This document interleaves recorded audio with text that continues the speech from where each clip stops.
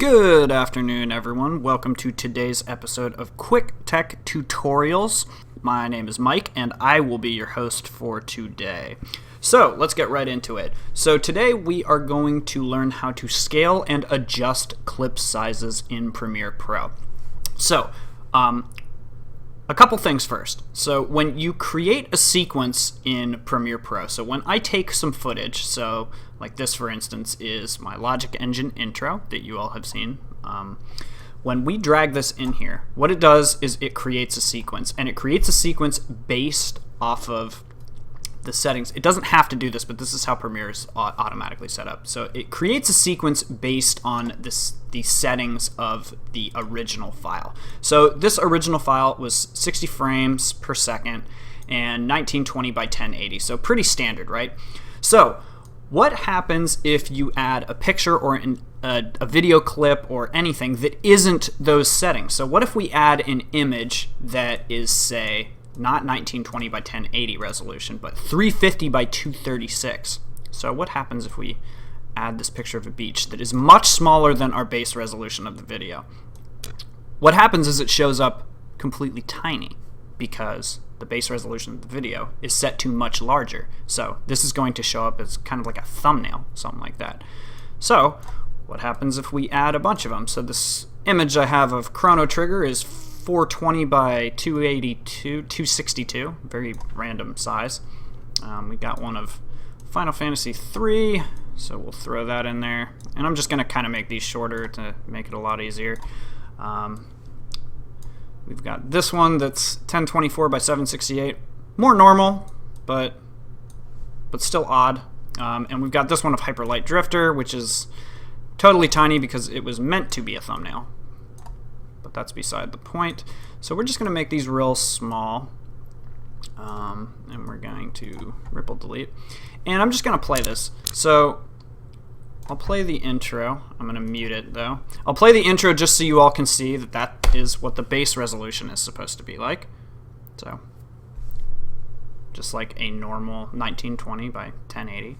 And then here are the images, and they are, all over the place. So as you can see again, just all over the place. So how do we fix that? That is the point. So what you want to do is you want to select it. You want to make sure that your bar is over it, so you have it selected in your timeline, and you want to click on it.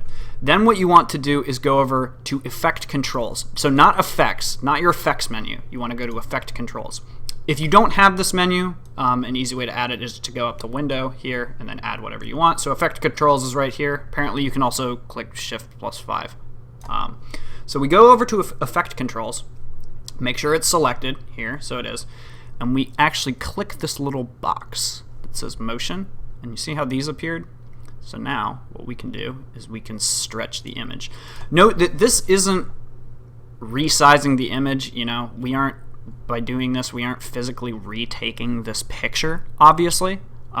This is just stretching the image out, so it is going to look bad, especially if it isn't a resolution as low as these are. Like this one we have selected is 293 by 164.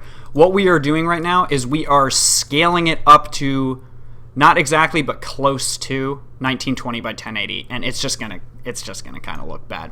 But it's better than just having it as a thumbnail. This is kind of a worst case scenario sort of thing, I would call it.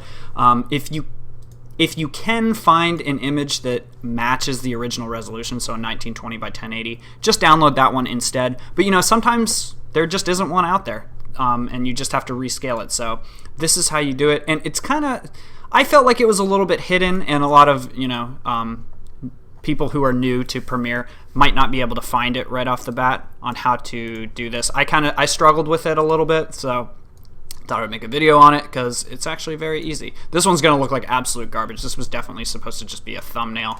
And then we have Final Fantasy 3, and we will scale that up. And note that you can also, let's see, you can also twist it. So, we could twist it like this. So if you wanted to, angle a picture or, do whatever. You can do that as well. So we're going to hit play now. So as you can see, this is still the exact same. Still 1920 by 1080. And now all of our pictures are fixed.